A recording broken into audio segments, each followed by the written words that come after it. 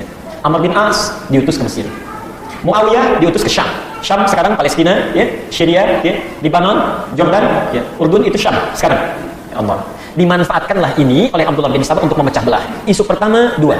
Satu, perhatikan, disebarkan di Madinah isu Utsman itu nepotisme katanya. Yang dipilih cuma keluarganya aja, padahal ada sahabat terbaik. Ya. Tapi yang diberikan informasi ini bukan para sahabat-sahabat yang senior, bukan. Ini kalangan-kalangan awam yang biasa, yang umum-umum. Tuh lihat pemimpin kita sudah mulai nepotisme. Zaman Umar nggak ada begitu. Allah. Nah, yang paling menarik, orang nggak ada yang percaya karena orang Madinah itu tahu siapa Utsman. Tahu, ya. Utsman seorang sahabat diistimewakan oleh Nabi, orang Madinah Darul Hijrah, masya Allah. Tidak ada yang percaya. Karena itulah pindah dia keluar dari Madinah. Perginya kemana? Mulai pergi ke daerah Irak, kemudian ke Mesir. Isu yang ditampilkan menjadi dua.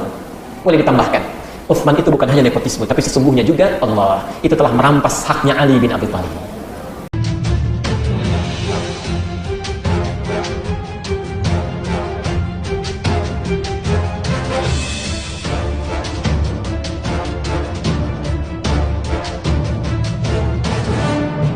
Dia mengatakan masuk Islam, Allah ternyata dicatat dalam sejarah masuk Islamnya ini sebagai kamuflase saja karena sudah menyusun siasat. Dia mempelajari itu. Masa Abu Bakar nggak mungkin diruntuhkan Islam. Ya. Ini orang ini punya sifat dendam karena dulu Yahudi diusir oleh Rasulullah atas perintah wahyu dari Madinah. Ya. Dari Madinah dikeluarkan sampai dari Khaybar dikeluarkan karena bukan karena diusir, bukan karena turun wahyu saja, bukan. Karena memang penyakit. Ya. Secara hukum politik suka merusak, sudah ada perjanjian. Mereka dikeluarkan bukan karena Allah memerintahkan saja, bukan. Karena memang mereka berperilaku untuk minta dikeluarkan. Ada anak masuk sekolah. Aturan di sekolah mengatakan siapa yang merokok akan dikeluarkan dari sekolah. Ya, kepala sekolah akan mengeluarkan. Tiba-tiba ada seorang anak merokok, kepala sekolah mengeluarkan dia. Pertanyaan saya, siapa yang mengeluarkan anak itu dari sekolah? Anak itu sendiri, karena dia merokok. Ya. Kepala sekolah cuma menjalankan aturan saja. Nah, Nabi punya perjanjian dengan Yahudi, tidak boleh berkhianat. Siapa yang merusak sistem keamanan, siapa yang merusak sistem ketentraman dalam satu negara, dia harus keluar dari situ. Ya. Jangankan dulu lah, sekarang saja kalau ada yang memberontak, ya kan? Sekarang ada yang merusak sistem negara, pasti dieksekusi juga kan? Ya, itu dikeluarkan. Nabi masih baik itu. Jangan dieksekusi, jangan dibunuh. Mungkin saja dia keluar masih bisa berubah. Dikeluarkan dari Madinah. Itu dendam. Keturunannya diantaranya itu diwariskan cerita-cerita itu sampai kepada Abdullah bin Sabah. Ini mencari momentum kapan nih bisa dibalikan lagi situasi. Harus dipecah di dalamnya. Masa Abu Bakar nggak mungkin karena masih kuat. Masa Umar setan aja lari, apalagi saya. Allah, apalagi dia, maksudnya maaf bukan saya. Apalagi Abdullah bin Sabah. Baik. Wafat Umar, muncullah khalifah paling lembut. Masya Allah. Dimanfaatkanlah ini oleh Abdullah bin Sabah. Utsman saat naik menjadi seorang khalifah, dipilih oleh beliau orang-orang terbaik untuk jadi pemimpin di daerah-daerah, gubernur lah kalau kita. Ternyata yang terbaik itu saudara-saudaranya dari Bani Umayyah. Amr bin As diutus ke Mesir. Muawiyah diutus ke Syam. Syam sekarang Palestina, ya, Syria, ya, Lebanon, Jordan, ya, Urdun itu Syam sekarang. Ya Allah. Dimanfaatkanlah ini oleh Abdullah bin Sabah untuk memecah belah. Isu pertama dua. Satu, perhatikan, disebarkan di Madinah isu Utsman itu nepotisme katanya. Yang dipilih cuma keluarganya aja, padahal ada sahabat terbaik. Ya. Tapi yang diberikan informasi ini bukan para sahabat-sahabat yang senior, bukan. Ini kalangan-kalangan awam yang biasa, yang umum-umum. Tuh lihat pemimpin kita sudah mulai nepotisme. Zaman Umar nggak ada begitu. Allah. Nah, yang paling menarik, orang nggak ada yang percaya karena orang Madinah itu tahu siapa Utsman. Tahu, ya. Utsman seorang sahabat diistimewakan oleh Nabi, orang Madinah Darul Hijrah, masya Allah. Tidak ada yang percaya. Karena itulah pindah dia keluar dari Madinah. Perginya kemana? Mulai pergi ke daerah Irak, kemudian ke Mesir. Isu yang ditampilkan menjadi dua. Boleh ditambahkan, Utsman itu bukan hanya nepotisme, tapi sesungguhnya juga Allah itu telah merampas haknya Ali bin Abi Thalib. Telah merampas haknya Ali bin Abi Thalib. Karena sesungguhnya dalam rapat dewan untuk menentukan tuh Ali yang lebih diunggulkan, tapi Utsman yang kemudian mengajukan diri. Mulai diperlebar, mulai. Nah, dimunculkanlah kemudian riwayat-riwayat, sahih hadisnya, di hadis Muslim ada, di Al-Bukhari ada, hadis-hadis dari Nabi yang tentang mengistimewakan seorang Ali. Peristiwa Ghadirkum, peristiwa macam-macam nanti saya jelaskan ketika menjelaskan Ali. Dimunculkan itu. Yang jadi masalah, mohon maaf, banyak orang-orang yang awam sekalipun hafal Quran, tapi awam ilmunya, karena dia jauh dari pusat Islam, seakan-akan menyimpulkan benar nih perkataannya. Benar. Allah. Maka mulai muncul orang tidak percaya, mulai dari Mesir, tidak percaya pada Utsman. Bergerombol dari Irak, dia berhasil itu. Dia berhasil. Apa yang terjadi? Abdullah bin Sabah berhasil menyusun kekuatan, ya, memunculkan orang-orang, dibuat fanatik terhadap Ali, sehingga dia merasa lebih mudah kalau Utsman diadu dombakan dengan Ali, wafat dua-duanya, lebih mudah memecah belah orang Islam. Ya. Caranya apa? Maka dimunculkan orang-orang yang fanatik kepada Ali, dimunculkan isu, yang kedua dimunculkan isu nepotisme. Maka didoronglah mereka untuk demonstrasi. Mulai tadinya jauh, ya. Sahabat mengusulkan termasuk Ali, Utsman, ini mesti diselesaikan. Kata Utsman saking lembutnya, ya, tapi tidak boleh ada pertumpahan darah. Ini Utsman, tidak boleh ada pembunuhan di masa saya, walaupun saya mesti wafat lebih dulu. Allah. Nah, sifat ini secara politik lemah. Secara politik lemah. Ya. Di orang-orang yang sudah kelihatan bermasalah, ya, tidak diinterogasi, tidak dihukum, bahkan tidak diluruskan, tapi saking lembutnya jangan sampai ada pertumpahan darah macam-macam dia. Jadi secara politik lemah. Maka dimanfaatkanlah ini oleh musuh-musuhnya yang sudah mulai berkembang, dibawa mereka sebagian besar untuk datang ke Madinah. Maka muncullah orang mulai berdemonstrasi ke istananya Uthman di Madinah. Tidak sedikit, Bu. Pak, dikepung istana Uthman. Saya persingkat saja, dikepung. Ali saking sayangnya dengan Uthman, itu mengutus dua anaknya langsung, Hasan dan Husain. Diutus. Kata Ali, jaga pintu rumah Uthman. Jaga. Ya. Jaga. Karena kalau Ali yang berangkat, nanti tuduhan semakin runcing. Oh benar, ini fanatik terhadap Ali. Karena Ali sedang diagung-agungkan. Orang akan fitnah semakin menyebar luas. Ali tahu itu. Maka diutus dua anak dia jaga Uthman. Ali mengerjakan yang lain. Allah, saya persingkat. Mohon maaf ya. Ini kisahnya agak seperti tidak nyaman untuk disampaikan. 3 orang memanfaatkan situasi sedang rame-ramenya. Kalau kita demo di luar rame, 3 orang. Ini qadar Allah dengan izin Allah. Itu naik berputar ke satu tembok. Dia lompati istana Uthman. 1 bawa pedang, 2 bawa besi. Yang 3 sudah bersiap dengan tangannya. Nah, dalam situasi dia saat naik, ada seorang, Anda kalau punya rezeki, coba beli buku tentang sahabat-sahabat Nabi, karya Syekh As-Sallabi. As-Sallabi. Ini kitab yang paling bagus ya, As-Sallabi. Beliau itu seorang sejarawan, sekarang nomor 1 di dunia, yang paling dikagumi, dan tulisannya sangat objektif, ya, argumentasinya sangat kuat, dalilnya kuat. Jadi dari sisi manapun susah digoyahkan. Itu As-Sallabi. Itu orang Libya. Orang Libya tinggal di Qatar ya, dan mengajar di Qatar. Sekarang masih hidup, Syekh Sallabi. Kalau dalam bahasa Indonesia sudah diterjemahkan, penerbitnya Pustaka Al-Kautsar. Pustaka Al-Kautsar. Saat itu Utsman sedang tertidur, ya. Kemudian minta kepada ajudannya, pembantunya, supaya tidak dibangunkan kecuali pada masa sekian ingin baca Quran. Ya. Ketika tiba waktunya dibangunkan, Utsman bertanya, kenapa kau bangunkan saya? Ya. Kata pembantunya, kan Anda yang minta. Kata Utsman, sungguh barusan saya bermimpi bertemu dengan Abu Bakar dan Umar. Mereka katakan jangan dulu buka, nanti bukanya sama-sama dengan kami, dengan Rasulullah SAW. Lalu baca Quran lah beliau.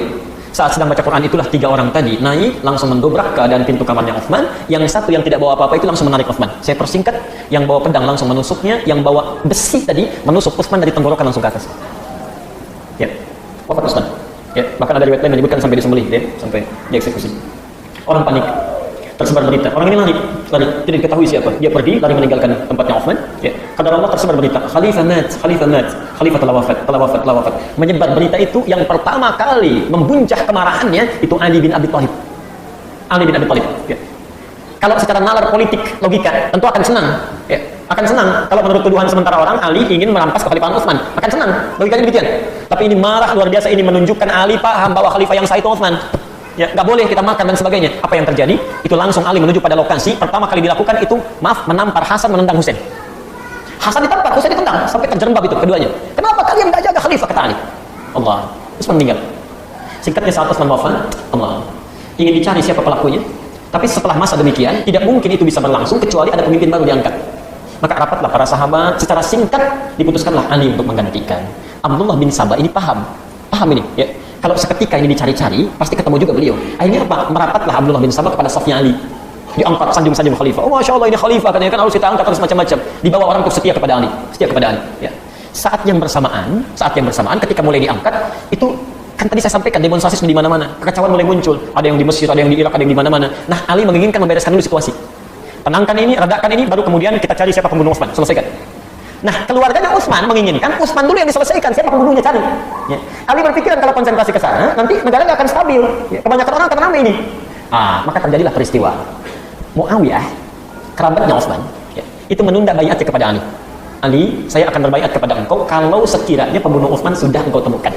Ya. Tapi saya mengakui engkau khalifah, cuma belum berbaiat saja. Tunggu dulu sampai itu selesai. Ya. Ali berpandangan, aduh kamu baiat saja dulu, nanti kita selesaikan sama-sama. Kata Muawiyah tidak, karena nanti akan muncul banyak fitnah. Fitnah di keluarga, fitnah macam-macam. Disinilah kemudian Abdullah bin Sabah masuk lagi. Ketika Ali mengutus utusan kepada Muawiyah, Abdullah bin Sabah bermain. Sampai kepada Muawiyah disampaikan, Ali sebetulnya sudah merencanakan untuk peperangan. Baik ya. Bagi siapapun yang tidak mengikuti berbaiat kepadanya. Ya. Begitu dengan informasi akan menyiapkan pasukan dari sisi Ali, apa yang terjadi? Muawiyah langsung naik ke atas mimbar menyampaikan, hadirin, kata Muawiyah, di wilayah Syam ya, di Damaskus. Itu Damaskus termasuk kuat pada saat itu. Ali sudah menyiapkan pasukan karena kita belum berbaiat kepadanya. Menurut kalian apa yang harus saya lakukan? Maka rakyat di situ mengatakan, ya, kami sami'na wa ata'na, terserah Anda saja. Kalau Ali memang menyerang, maka kita pun harus mempersiapkan, kita bertahan. Kita bertahan. Bahasa Muawiyah bertahan, bukan nyerang. Bertahan. Tapi berita yang sampai dibawa lagi oleh Abdullah bin Sabah disusupkan. Sampaikan pada Ali bahwa Muawiyah bin Abi Sufyan sudah menyiapkan pasukan. Dan diangkat dia sebagai khalifah di sana. Orang berbaiat kepadanya. Maka muncullah Ali bin Abi Thalib, berita itu sampai kepada beliau, naik lagi ke mimbar. Beliau sampaikan, ada berita menyampaikan, kalau zaman dulu kan nggak ada telepon ya, kan mudah ditelepon. Ya, ngapain kamu nyiapin pasukan? Nah, kan bisa begitu ya? Tidak. Allah. Ali naik ke atas mimbar mengatakan, Muawiyah sudah menyiapkan pasukan, apa yang harus kita lakukan? Rakyatnya mengatakan, sami'na wa ata'na, kami terserah Anda. Nyiapkan pasukan, ya kita lawan. Maka kata Ali bin Abi Thalib, baik, kita pun menyiapkan pasukan. Disiapkanlah oleh Ali sekitar 100.000 pasukan, Muawiyah menyiapkan 10.000 pasukan. Bertemulah di Siffin itu. Allah. Saya persingkat. Dalam peperangan itu jelas sudah ketahuan 100.000 lawan 10.000, mana yang menang? Oh, belum tentu. Oh, Nabi aja baru bawa 300 pasukan lawan 10.000, Nabi yang menang 300. Baik. 100.000 lawan 10.000, mana yang menang? Wallahu a'lam, itu yang paling bagus. Baik. Dimulai pertempuran, tidak sedikit yang wafat. Tidak sedikit yang wafat. Ya, saya tidak perlu sebutkan karena jumlahnya cukup banyak, Masya Allah. Mereka syahid di jalan Allah. Yang paling menarik begini, yang paling menarik, saat mulai terdesak pasukannya Muawiyah, maka Amr bin As, ini politikus yang sangat ulung, diplomat yang sangat luar biasa, cerdas orangnya, ya paling cerdik, itu mengusulkan pada Muawiyah, kita sudah terdesak. Kalau kita teruskan, itu berbahaya, bisa banyak yang wafat. Sudah, tusuk saja Quran, tusuk begini, angkat dengan tombak ke atas. Dalam bahasa fikih disebut dengan tahkim. Tahkim itu artinya meminta damai, putuskan sama Quran saja, jangan kita yang berdebat. Sudah, putuskan sama Quran, daripada korban banyak. Ya. Ternyata ketika itu diangkat tahkim, nah, kata Ali, ini pasti kerjaan Amr bin As ini. Ya, tidak, teruskan dulu saja sampai mereka menyerah. Ya, tapi jangan bunuh mereka. Cukup lukai saja. Lukai dalam arti hilangkan ya kekuatannya. Sudah. Ya. Desak mereka, desak mereka. Nah, ini yang jadi masalah. Saat Ali mengatakan teruskan desak mereka tapi jangan bunuh, sementara pengikut Ali mengatakan, "Enggak benar itu. Salah. Salah." Bisa menyalahkan orang yang paling berilmu. Hati-hati nih. Orang cuma rajin tahajud, rajin sholat, rajin baca Quran, rajin puasa, tapi nggak tahu ilmu, wawasan nggak ada. Ya, langsung menyimpulkan, "Nggak benar itu, salah, kamu salah." Ya. Harusnya kalau tahkim kita jangan berperang. Ya. Maka orang ini langsung menyalahkan Ali, mufti di zamannya, sahabat Rasulullah yang terpercaya, orang yang paling dikagumi oleh Nabi. Apa yang terjadi? Masya Allah, Bapak Ibu sekalian, mohon maaf, mereka kemudian keluar dari barisan Ali. Keluar dalam bahasa Arab disebut kharaja. Kharaja, khara dengan jim. Kharaja. Kharaja. Keluar dari barisan Ali. Orangnya disebut dengan kharijun. Kalau banyak kan, tidak sedikit, maka dijamakkan menjadi khawarij. Khawarij. Maka Bapak Ibu dengar istilah khawarij, itu orang-orang itu pertama kali adalah istilah bagi orang-orang yang keluar dari barisan Ali. Ya. Tapi yang paling menarik, mereka keluarnya bukan sekedar keluar, sambil mengambil kesimpulan bahwa Ali itu salah, Ali itu kafir. Salah kamu, gak boleh kayak gitu katanya. Nah, itu sudah dalam prediksi Nabi jauh sebelumnya. Kata Rasulullah, akan muncul di satu masa orang yang malamnya dihidupkan dengan sholat, siangnya dengan puasa. Hati-hati, hati-hati. Tapi dia sebab dari semua permasalahan. Sebab dari semua permasalahan. Ini fitnah paling besar. Ini khawarij. Jadi saya ingatkan betul ya, ingatkan betul. Kalau kita tidak tahu tentang ilmu, jangan banyak memberikan fatwa. Kalaupun terbiasa kita sholat, baca Quran dan sebagainya, penting betul untuk menguasai ilmu pengetahuan. Karena supaya nggak masuk dalam kategori ini. Nanti saya ceritakan bagaimana jahatnya mereka ini. Keluar mereka ya, dari barisan Ali, jadi semakin berkurang. Nah, ada orang-orang yang mengatakan nggak boleh, kita mesti setia. Sepanjang pemimpin mengatakan demikian, kita ikuti, setia mereka. Nah, faksi yang setia dalam bahasa Arab, pengikut yang sangat setia dalam bahasa Arab disebut dengan Syiah. Syiah. Syiatun, Syiah. Syiah. Dari tasayyuh. Ya. Asalnya kelompok yang sangat setia, ya. Pengikut yang setia. Misal, Nabi Isa alaihissalam punya murid 12 orang, Hawariyun, setia pada beliau, sifatnya disebut Syiah. Yang setia, kelompok yang setia. Antum misalnya punya teman-teman yang setia mendukung, ya, dalam kebaikan misalnya, atau dalam apapun itu disebut dengan Syiah. Nah, jadi istilah Syiah pertama kali muncul itu bukan faksi ideologis, itu faksi politik. Asalnya faksi politik. Jadi yang setia terhadap Ali mengikuti komando dari Ali bin Abi Thalib. Asalnya itu. Jelas di sini? Baik. Nah, saya persingkat saja karena situasi sudah tidak sebanding. Ali melihat akan banyak kekacauan, maka disepakatilah sudah kalau begitu tahkim saja. Tahkim. Bahkan Khawarij ini, maaf, ketika Ali memutuskan tahkim pun dia sudah menganggap sudah nggak bisa ditarik lagi katanya. Kamu sudah kafir, kami nggak percaya dengan kamu. Keluar dia. Di saat Ali memilih tahkim pun orang ini sudah mengatakan nggak bisa, kamu sudah kafir, nggak bisa ditaati lagi. Dia keluar. Orang-orang tanpa ilmu, walaupun ibadahnya rajin, tapi bisa menghukumnya Ali seorang kafir. Maaf, dia pergi. Di antara yang paling tokoh sentralnya ada 3 orang. Satu namanya Abdullah bin Muljam. Yang kedua, Bakr At-Tamimi.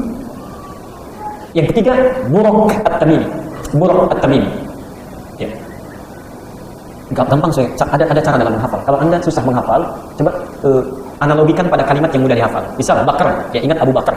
Ya, Bakar, oh berarti Abu Bakar. Bakar, walaupun bukan Abu Bakar, ya. Bakr At-Tamimi. Ya. Buraq misalnya ingat ada riwayat saat Isra Mi'raj Nabi naik Buraq At-Tamimi misal, ya. Abdullah bin Muljam. Di Abdullah bin Muljam, Buraq At-Tamimi dan Bakr At-Tamimi, ini tokoh sentralnya. Keluar mereka, disepakati tahkim. Disinilah Abdullah bin Sabah bermain lagi. Perhatikan. Kesepakatannya gini. Ini Ali diangkat jadi khalifah. Muawiyah dibaiat jadi khalifah juga di Damaskus. Kesepakatannya dua-duanya masih turun. Lu diserahkan pada rakyat untuk memilih siapa yang diangkat jadi khalifah dan sepakat mengatasi persoalan. Ya. Perhatikan, Ali mengutus Abu Musa al-Ash'ari dalam proses tahkim. Kata Ali, bawa cincin khalifah ini, naik sampaikan kepada masyarakat, turunkan dulu dua-duanya, turunkan Ali. Ini diutus untuk menurunkan Ali. Muawiyah mengutus Amr bin As. Begitu Abu Musa al-Ash'ari naik ke atas mengatakan, saya dengan kesepakatan bersama menurunkan Ali dari khalifah. Selesai. Begitu selesai, ini Abdullah bin Sabah mulai bisik-bisik. Ali kan sudah diturunkan, angkat aja biar gampang Muawiyah jadi khalifah. Ali kan sudah turun, paling gampang, angkat Muawiyah jadi khalifah. Ini orang ini pindah kemana? Kesana kemari pindah. Allah, hati-hati. Hati-hati. Ada tipikal orang begini nih. Ya. Maka dari itulah muncul Amr bin As naik menyampaikan, karena Ali sudah diturunkan, maka kami mengangkat Muawiyah menjadi khalifah. Ali nggak marah tuh, nggak marah. Bisa Ali mengatakan itu nggak benar, itu bukan perjanjian kita, bisa. Tapi Ali paham, kalau hukum sudah ditampilkan di hadapan khalayak sudah selesai. Sudah, kalau hukum sudah ditampilkan tidak boleh lagi berbeda. Ali tunduk itu, sudah. Dibuat kesepakatan. Yang penting rakyat tentram. Itulah keunggulan Ali, seorang anak muda yang disayang oleh Rasulullah SAW. Saking sayangnya, itulah orang yang diutus oleh Rasulullah, diutus langsung oleh Nabi ke rumahnya untuk menggantikan tempat tidur Nabi, Ali bin Abi Thalib. Bapak Ibu sekalian, waktu mau hijrah, banyak orang tidak tahu kisahnya. Taunya rumah Nabi dikepung aja.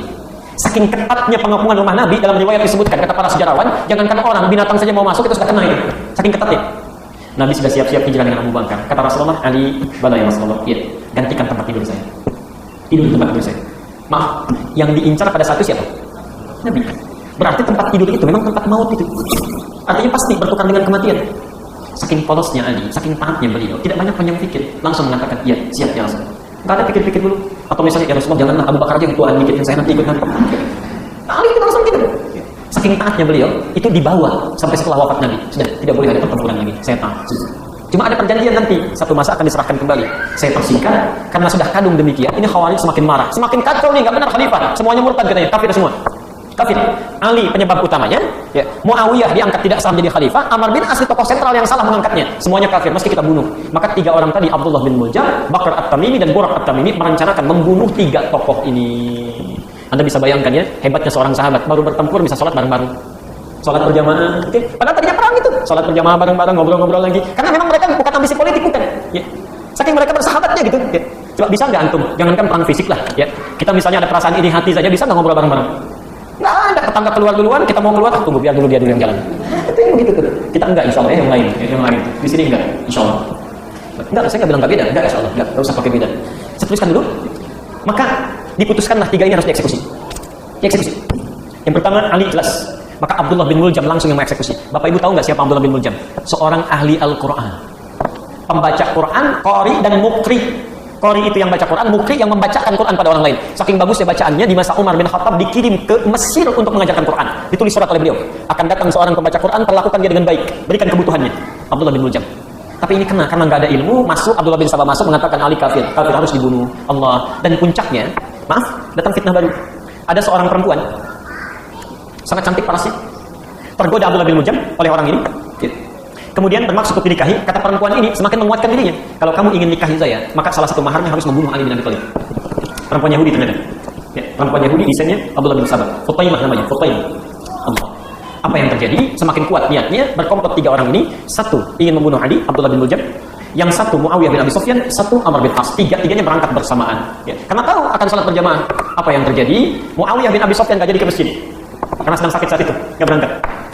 Amr bin As nggak sempat dibunuh, ya nggak sempat, terlukai saja. Ya, orang yang ditangkap dieksekusi. Ali bin Abi Thalib dengan izin Allah, qadar Allah sudah, ya, masuk ke masjid itu yang ditusuk berkali-kali sambil bersimbah darah. Ya. Ali kemudian meminta tolong, sahabat mulai mengejar orang ini sampai ditangkap. Ya, sampai akhirnya dibunuh orang ini, dieksekusi. Cara dibunuhnya, dipotong tangannya, potong kakinya, ya, ditusuk kedua matanya, ya, baru kemudian dipenggal kepalanya. Abdullah bin Muljam. Dan setelah dipenggal belum selesai, nggak dikubur, dibakar. Ya. Kenapa? Membunuh sahabat. Ya. Itu saking dihinakan ya gitu. Anda bisa bayangkan, pembunuh sahabat saja dieksekusi demikian. Maka bagaimana dengan yang menyudutkannya, mencelanya, menghinanya dan sebagainya? Bagaimana adab yang kemudian disediakan tadi seperti hadis yang saya bacakan kemudian. Nah, singkatnya Ali wafat, mulailah berubah. Abdullah bin Sabah mulai mengangkat-angkat, mulai dihidupkan kembali. Dari faksi politik diarahkan kepada faksi ideologis.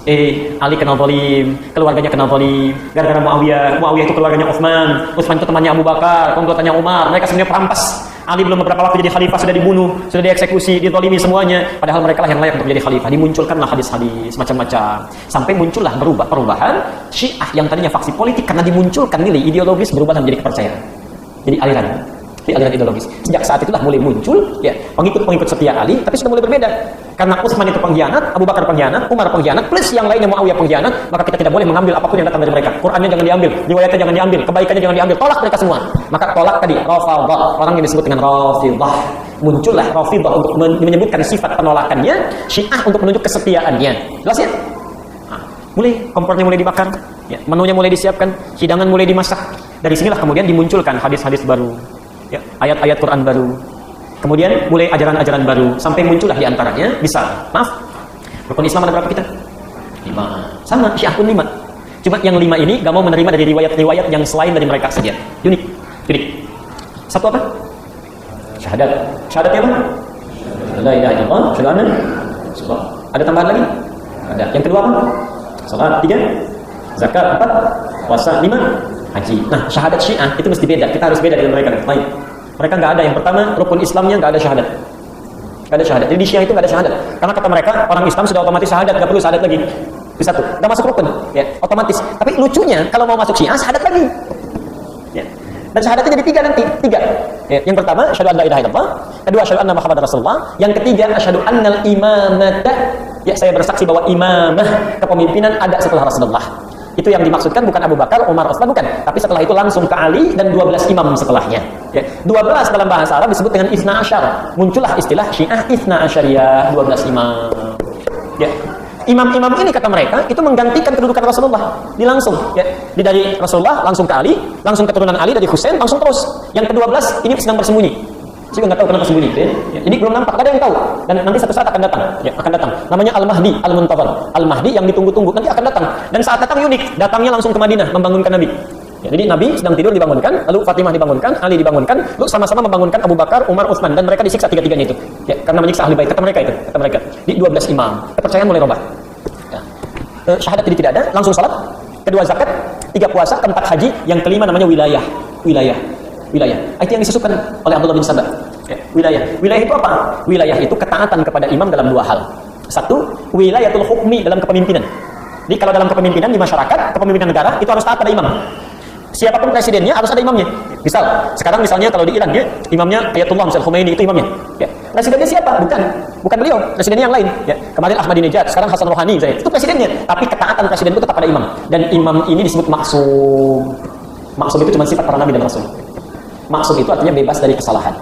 Yang bebas dari kesalahan untuk membedakan dengan manusia biasa itu cuma nabi dan rasul. Jadi tidak ada manusia biasa yang maksum. Ya. Kalau Anda sudah mengatakan ada orang maksum, artinya ada nabi baru.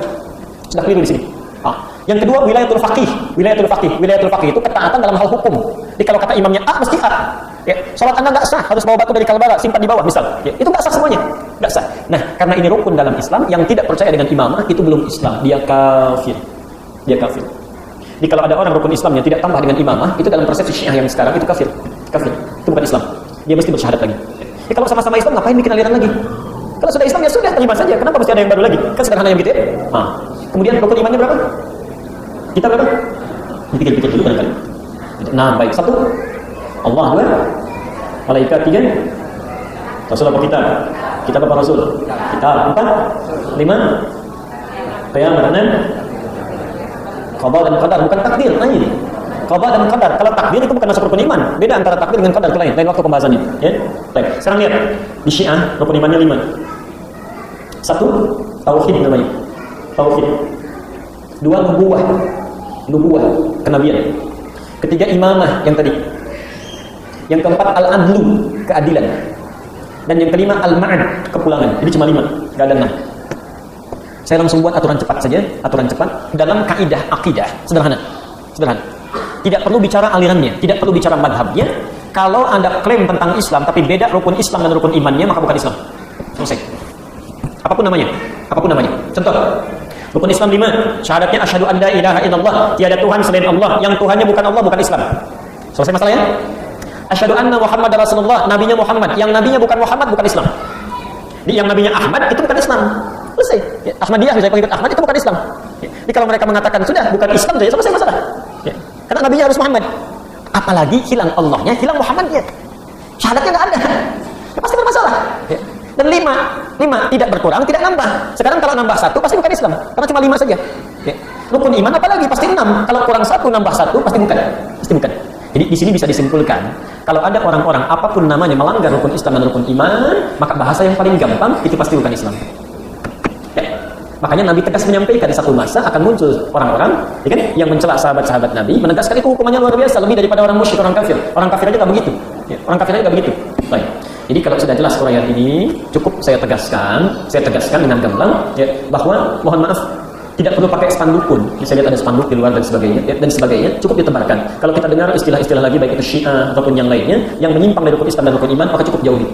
Tinggalkan, jangan banyak dibahas.